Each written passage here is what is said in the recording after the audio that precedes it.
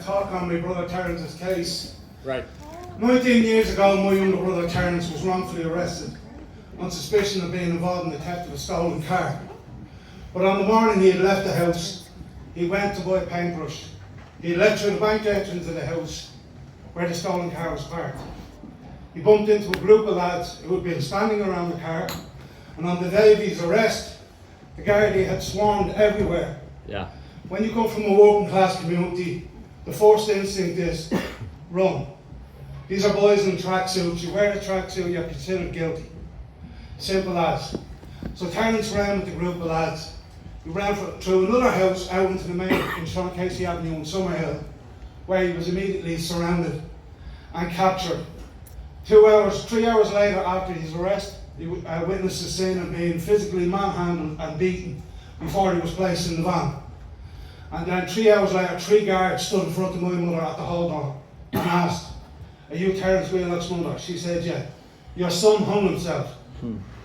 And she collapsed on the floor, suffers with angina and collapsed and hit the floor.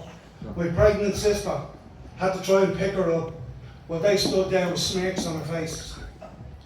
So when Terence, after that happened, they told my mother, "We're going to bring you to the hospital." They took her to St. James's Hospital, known full well that 6 minutes from Star Street by an ambulance is the Mater Hospital, where Terence was actually in. So we believe that to be, to this day, a delay tactic. Because when my father and my brother got to the hospital, they saw one of the guards coming out with Terence's bloody clothes. And those clothes magically went missing for 15 years.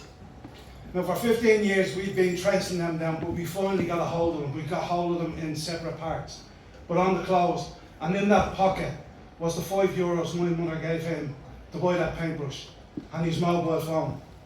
But on the waist of his tracksuit bottoms, it looked like it had been cleanly cut with a scissors. Now they claim that Terence had walked into a cell with a cord in his pocket, that he had immediately hung himself 4 foot off the ground, off the socket with bare fingernails. Right? With bare fingernails. Now as soon as he left there, they never brought a forensic team in, they never cordoned the cell off, but as soon as Terence left for the hospital, they immediately scrubbed the cell out and repainted it. It can only lead to one conclusion.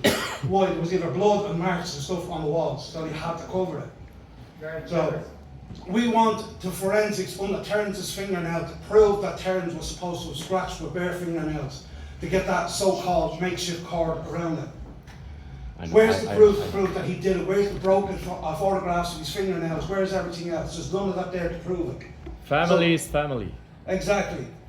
So And when Terence, you are with family now. Shut the fuck up.